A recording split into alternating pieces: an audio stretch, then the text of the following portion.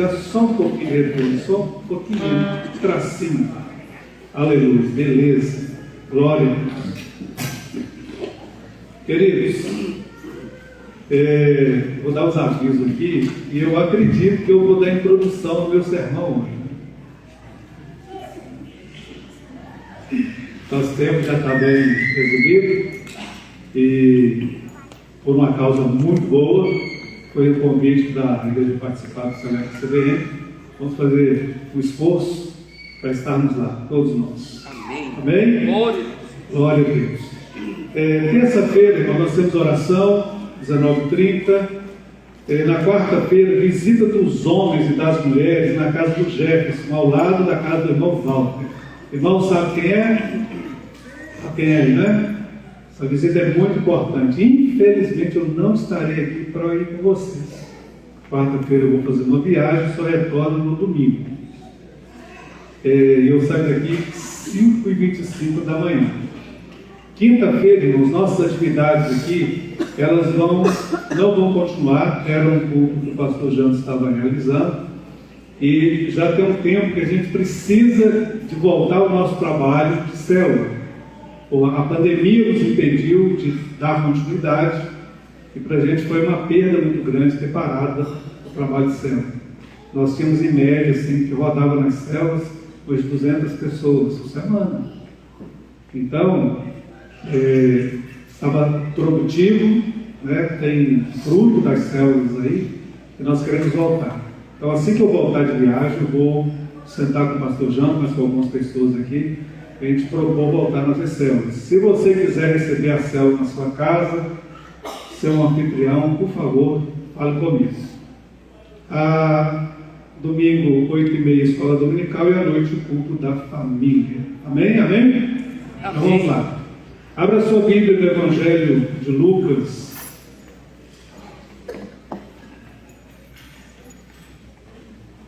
Evangelho de Lucas, capítulo 18. Nós vamos ler do versículo 18 até o 33, depois vamos ler o 35 e diante, tá bom? Henrique, você está por aqui, menino? Que bons ventos. Muito bem. Todos encontraram? Bem? Está escrito assim. Eu sei que eu acho que tem 3 domingos eu li esse texto, né? Mas o assunto é outro. Certo homem de posição perguntou-lhe: Bom mestre, que farei para herdar a vida eterna? Respondeu-lhe Jesus: Por que me chamas bom? Ninguém é bom senão um que é Deus. Sabes os mandamentos? Não adulterarás, não matarás, não furtarás, não dirás falso testemunho, honra teu pai e a tua mãe. Replicou ele: Tudo isso tenho observado desde a minha infância, desde a minha juventude. Ouvindo Jesus, disse: Uma coisa te falta ainda. Vende tudo que tens, dá aos pobres e terás um tesouro nos céus. Depois vem e segue. Mas ouvindo ele essas palavras, ficou muito triste, porque era riquíssimo. Agora o verso 35. Aconteceu que, ao aproximar-se ele de Jericó, estava ali um cego assentado à beira do caminho, pedindo esmolas. E ouvindo o tropel da multidão que passava, perguntou: quem era aquilo? Anunciaram-lhe que passava Jesus, o Nazareno. Então ele clamou: Jesus, filho de Davi, tem compaixão de mim. E os que iam na frente o repreendiam para que se calasse. Ele, porém, cada vez gritava mais: Filho de Davi, tem misericórdia de mim. Então parou Jesus e mandou que ele o trouxesse. E tendo ele chegado, perguntou-lhe: Que queres que eu te faça? Respondeu ele: Senhor, que eu torne a ver. Então Jesus lhe disse: Recupera a tua vista, a tua fé te salvou. Imediatamente tornou a ver e seguia-o glorificando a Deus. Também todo o povo, vendo isso, dava louvores a Deus. Pai, nós lemos a Tua palavra é a verdade, e nós cremos nessa palavra, nós cremos que o Senhor também fala aos nossos corações, e eu quero pedir ao Senhor que ilumine as mentes de cada um que se encontra aqui nesta noite, a minha mente, Pai, para que o Espírito do Senhor possa trazer em nós uma revelação. Porque o Senhor conhece a necessidade de cada pessoa que entrou aqui. Cada pessoa é conhecida pelo Senhor. O Senhor conhece, meu Deus, as entranhas de cada um. Meu Deus, o Senhor conhece, o conhecimento do Senhor é visceral. Por isso, Pai, eu sei que o Senhor sabe falar em cada coração, de maneira que a Tua palavra alcance exatamente o lugar que é devido a ela. Por isso, Pai, em nome de Jesus, eu peço ao Senhor, ser conosco para a glória do Teu santo nome. Amém. Amém. E amém. Podeis assentar, queridos? Irmãos, hoje eu quero compartilhar com vocês uma palavra. Eu dei um tema a essa palavra e eu mandei hoje na nossa mídia. Não perca as oportunidades da vida. Essa palavra oportunidade é uma palavra muito interessante. É uma palavra que ela é extremamente necessária para nós. Nós vivemos de oportunidades. A vida nos dá oportunidades. Verdade que quando nós pensamos nessa palavra, a gente sabe que ela também tem um viés perigoso, porque a gente tem que saber em que tipo de oportunidade nós vamos entrar. Bom, mas nessa noite eu não quero falar da parte perigosa das oportunidades perigosas, mas eu quero falar das oportunidades saudáveis. A palavra do Senhor no livro de Efésios, capítulo 5, verso 15 e 16, diz assim, olha, portanto, vede prudentemente como andais, não como necios, mas como sábios, remindo o tempo, porquanto os dias são maus. A Bíblia nos adverte, traz sobre nós essa palavra, dizendo, olha, vocês precisam ser prudentes. Vocês precisam ser prudentes. E a prudência foi nos ensinada por Jesus, que é aquela ação da serpente. A serpente é um ser prudente. Eu não sei se você já observou uma serpente. Qualquer sinal de barulho, de agressão, ela não continua movimentando, ela para e observa o que está acontecendo à volta dela. Ela observa o que está acontecendo. Então, o que é ser prudente? Ser prudente é a capacidade de parar e observar, ser analítico, perceber o que está acontecendo à nossa volta para se tomar algum tipo de decisão. Por que o indivíduo que faz bobagem, que coloca os pés pelas mãos, é chamado de imprudente? É porque, de fato, ele não pensa, ele age sem pensar. Ele toma decisões sem avaliar o que pode acontecer a partir daquela decisão. Toda ação que nós tomamos, toda decisão que nós tomamos, ela vai ter uma reação.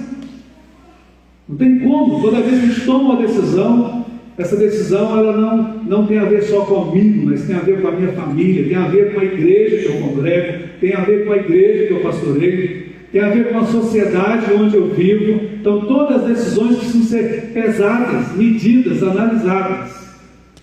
E nós vivemos, irmãos, em um tempo em que a insensatez era muito grande. E o meu pastor falava uma coisa muito importante, ele dizia o seguinte: se você está caminhando com alguém insensato, você obrigatoriamente tem que ser sensato. Se você caminha com alguém insensato, obrigatoriamente você precisa ser sensato. Se a sua esposa é insensata, você, marido, precisa ser sensato. Se o marido é insensato, a esposa precisa ser sensata, para que haja um equilíbrio, para que um possa corrigir o outro, para que um possa mostrar para o outro que aquele caminho que ele está tentando caminhar, a direção que ele está tentando tomar, não é uma decisão boa. E a Bíblia traz para a gente ensinamentos extraordinários a respeito disso. Então eu quero refletir com vocês um pouco sobre isso, sobre esse tema que é essencial para as nossas vidas, oportunidades. Todos nós somos agraciados com oportunidades, diariamente. Oportunidades no âmbito pessoal, profissional e espiritual. Todo dia existe uma possibilidade de você aproveitar uma oportunidade. Mas como é que eu faço para aproveitar oportunidade? Como é que eu percebo uma oportunidade?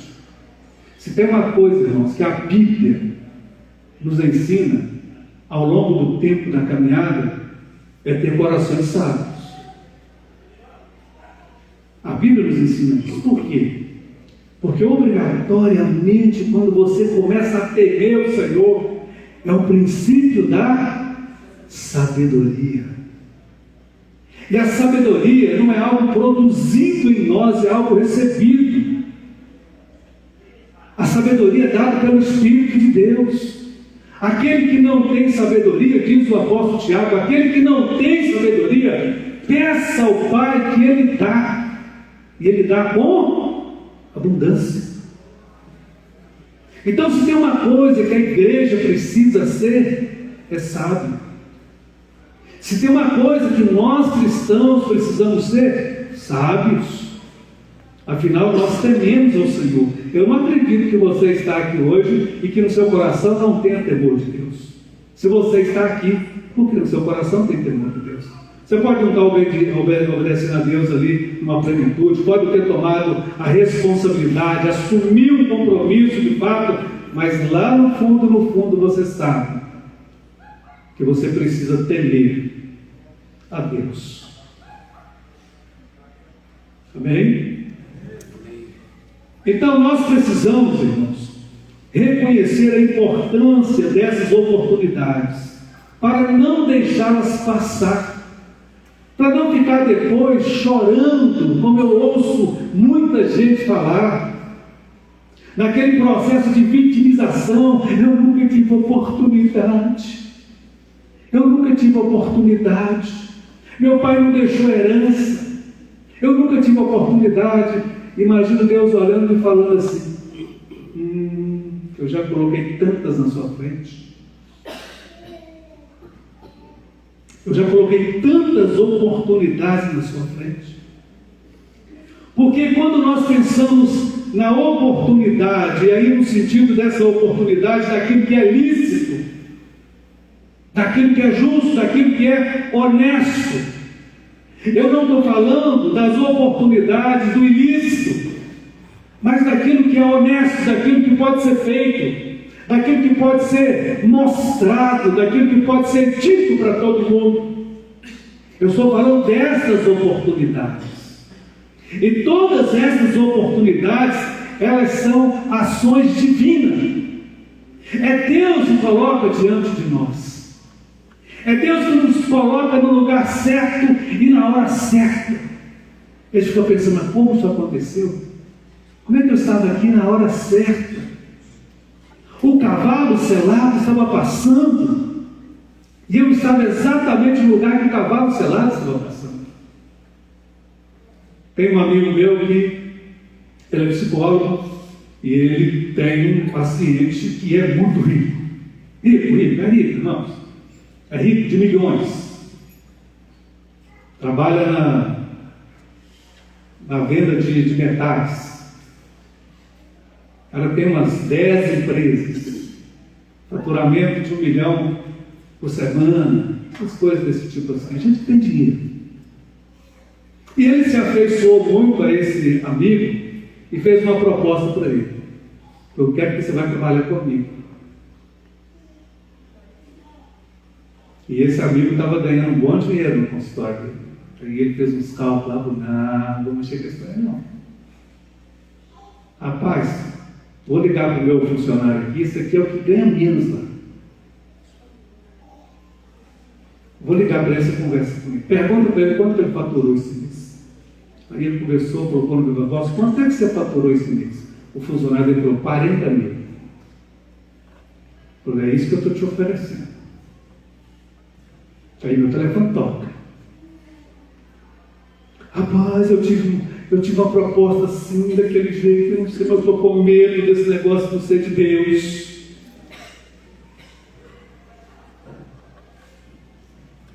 Aí eu falei para ele: mas por que não vai ser de Deus? Como assim? Por que não vai ser de Deus? Aí ele recusou a primeira proposta. Aí teve um dia que o camarada entrou lá no consultório e falou assim: eu vou passar com o cavalo selado da última vez. Ou você monta, ou você vai perder a oportunidade. Ele me ligou de novo. O que eu faço? Monta, meu filho. Monta nesse cavalo, pelo amor de Deus. Não feche seu consultório. Daqui a 6 meses você experimenta, avalia. Você não vai perder nada. Irmãos, às vezes nós perdemos a oportunidade por causa do medo. Por ter medo de ousar. Por ter medo de sair de uma zona de conforto. Por ter medo de experimentar algo novo. Então, a Bíblia traz para a gente aqui, irmãos, olha, relatos de pessoas que tiveram a oportunidade e perderam. E todos nós temos oportunidade ao longo da vida. Não tem um filho de Deus que Deus não tenha colocado diante dele portas que ele sequer conseguiu enxergar. Por quê? Porque a sua perseguição, ainda muito carnal, não deixou ele entender aquilo que estava diante dele. Ou a sua zona de conforto estava tão boa que ele pensou: quer saber de uma coisa? Aqui está seguro. Não tem um velho ditado? Melhor um pássaro na mão do que 2 voando? Isso é um ditado de derrota. Tudo bem que você pode soltar um pássaro e atrás de 2 e quebrar a cara? Sim, mas quebrar a cara faz parte do jogo. Eu conheci uma outra pessoa que o sonho dessa pessoa é ser... Ele quer ser um empresário, ele quer desenvolver uma coisa, ele não quer mais trabalhar de empregado, ele tem morte de medo de assumir isso, ele procura um psicólogo para orientação. Ele tem um medo tenebroso, só que ele já quebrou uma vez. Aí eu falei para ele: olha, eu li um livro que diz o seguinte, que os bancos norte-americanos, para emprestar dinheiro para alguém, tem que saber se ele quebrou pelo menos umas 3 vezes. Não empreste para quem está começando o negócio hoje, empreste para quem já quebrou. E quem já quebrou sabe o caminho do erro. O caminho aonde foi erro. Agora ele tem tudo para acertar. E aí a responsabilidade da gente dizer para a pessoa: olha, assumir riscos é necessário. Só existe um lugar onde você não pode assumir riscos, é com a sua salvação. Como diz o pastor Luiz agora há pouco, no abrir e piscar de olhos, Cristo volta e busca a sua igreja. E eu não posso assumir risco de estar longe de Cristo quando esse evento acontecer. Os outros dá para recuperar. Mas nós temos 2 textos bíblicos aqui, irmãos. Um texto bíblico, um jovem rico que procura Jesus, angustiado porque a religião que ele professava já não dava para ele todas as respostas que a alma ansiava. Ele então vai atrás de Jesus e fala: bom mestre, o que eu vou fazer para herdar a vida eterna? E Jesus dá para ele o caminho.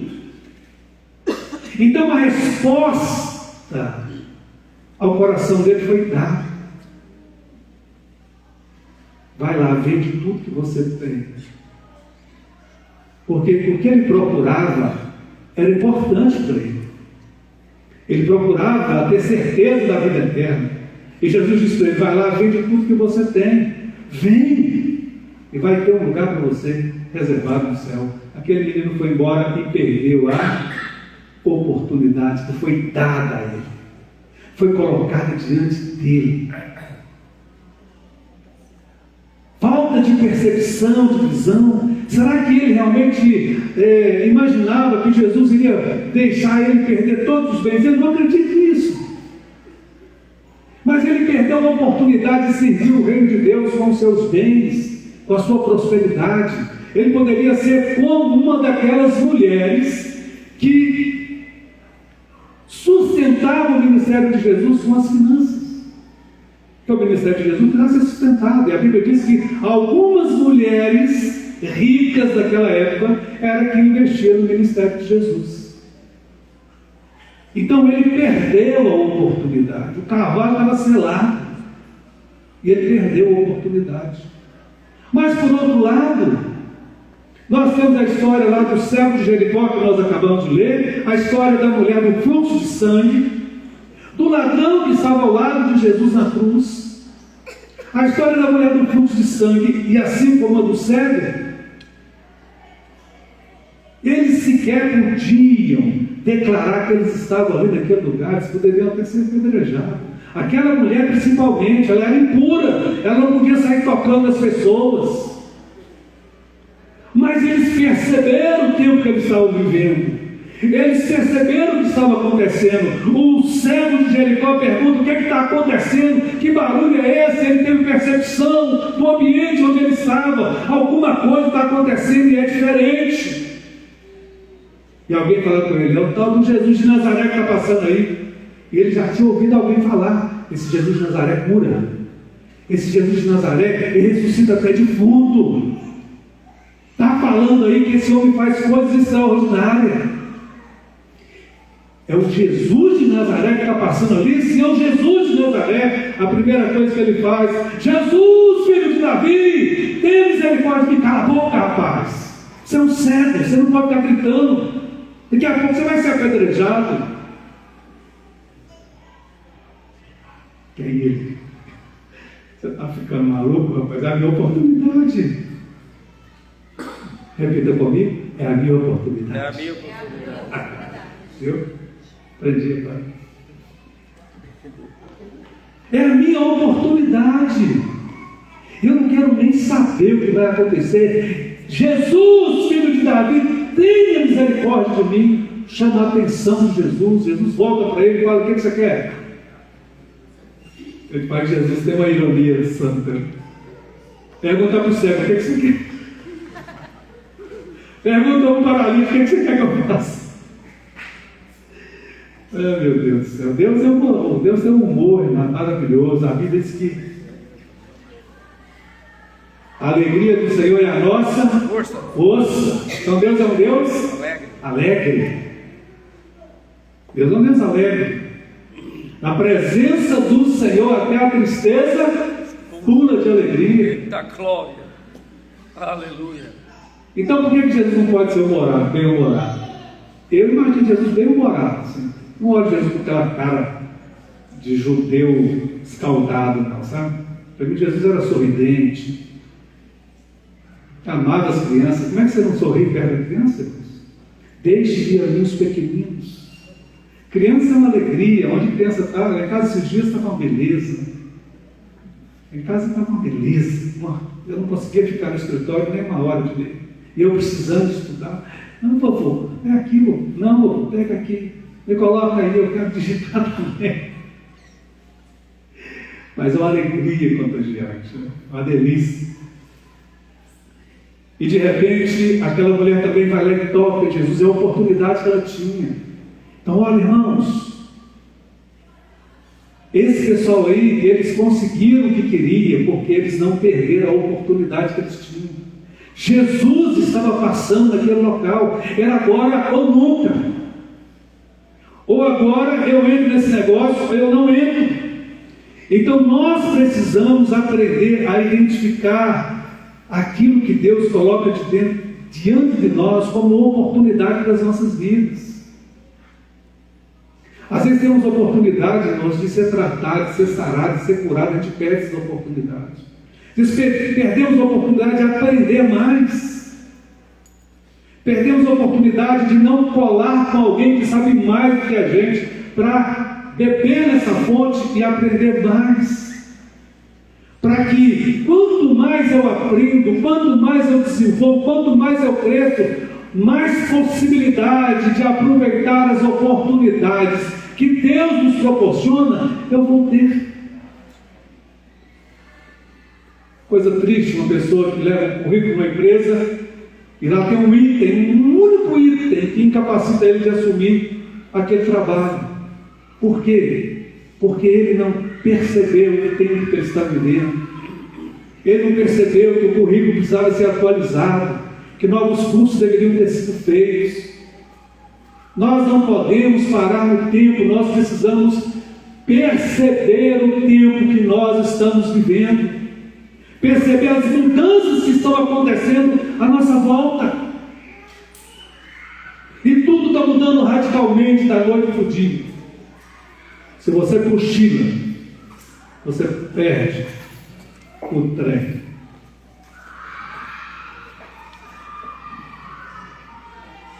Para aproveitar a oportunidade, precisamos de ação e superação. Precisamos vencer o medo. Precisamos vencer o medo. Precisamos vencer o medo. O medo é paralisante. O medo nos trava. O medo não deixa você fazer nada. E o medo é retroalimentado pelo medo. Lá no livro de Jó, quando Jó passa por aquele perrengue todo, ele fala uma coisa interessante. Ele fala: aquilo que eu mais tinha medo aconteceu comigo. Aquilo que eu mais tinha medo aconteceu comigo. Então, irmãos, a Bíblia o tempo todo está nos mandando a ser corajosos. Quando Deus chama Josué para o ministério, vai suceder Moisés, ele fala: tão somente ser corajoso. A frouxura não é de Deus.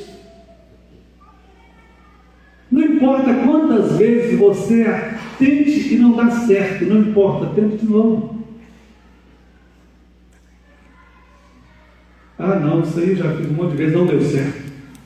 Mas por que dá certo com um monte de gente que não deu certo para você? Alguma coisa está errada. Então o que você tem que fazer? Ser prudente. Para e observa. Né, Léo? Para e observa. Espera aí. A prudência nos ensina a parar e observar. Observação. Prestar atenção. Onde o outro está fazendo o que está dando certo e eu não estou conseguindo. Então, irmãos, é extremamente importante que nós façamos assim. Você sabe quantos psicólogos formam no Vale do Aço por semestre? Você sabe quantos conseguem sentar dentro de um consultório e trabalhar? Nem a metade. Você sabe quanto os psicólogos cobram aí na cidade? Aí? R$40, R$50. A minha consulta é 150. Nunca cobrei menos que isso. Nunca cobrei menos que isso. Atendo uma pessoa de graça, mas ela não sabe que é de graça, porque eu falo para ela: alguém está pagando isso para você. E esse alguém é quem? Você. Sou eu. Eu até parei de usar o meu celular assim como meio de propaganda, porque eu estava ficando superlotado de gente com necessidade que eu não dou conta. Não dou conta. Mas nunca cobrei menos do que é o valor. Sabe por quê? Eu não tenho medo. Eu não tenho medo de encarar nada. Ah, é uma grande novidade. Eu amo novidades. Mas é um desafio novo. Eu amo desafio. Quando chega aqueles negócios lá para mim assim, faz misericórdia. Você tem que estar feio. Que desafio é esse? De repente, as coisas ficam claras diante de mim.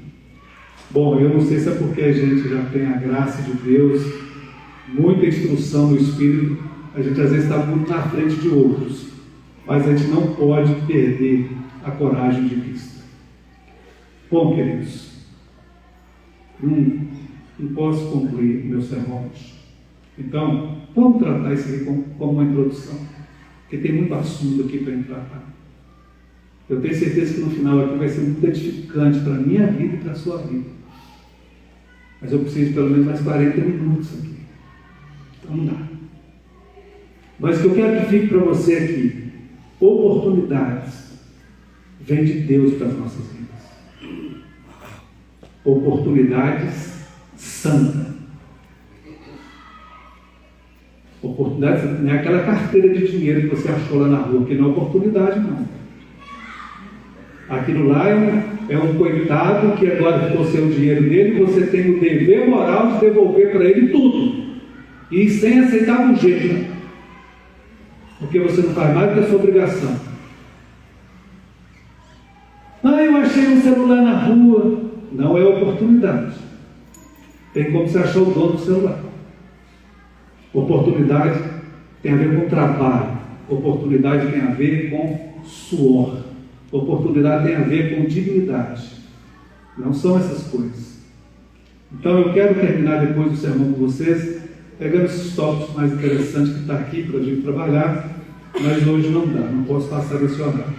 Também vou levar minha filha lá no rodoviário, e o pastor Jantos vai dar ceia para quem não participou da ceia na parte da manhã, ele vai ficar aqui com vocês ministrando a ceia.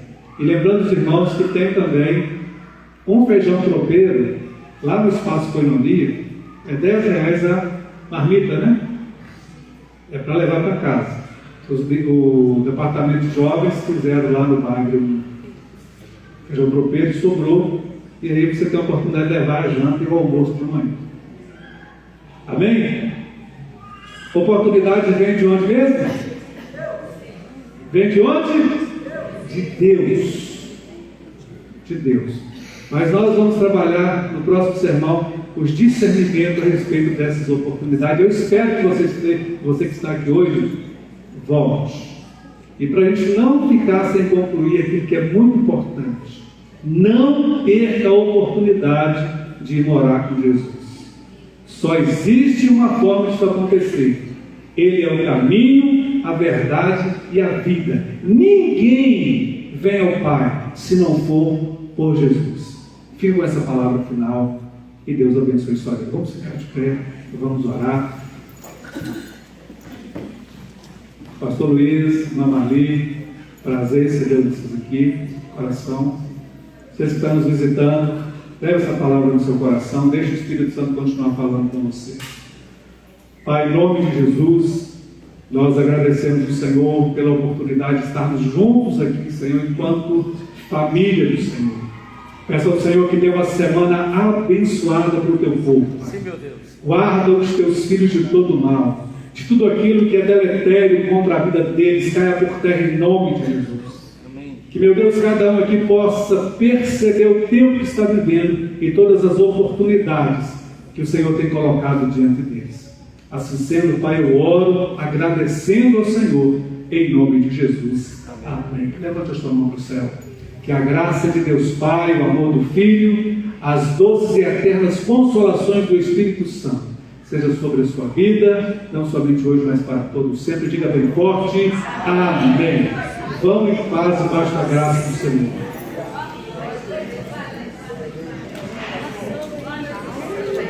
A ceia aqui à direita.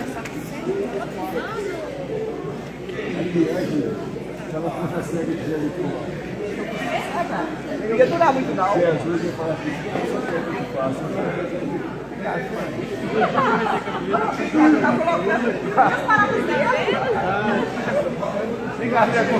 Pastor Jean vai ministrar ceia para vocês. Alguém precisar de conversar, conversa com o pastor Jean.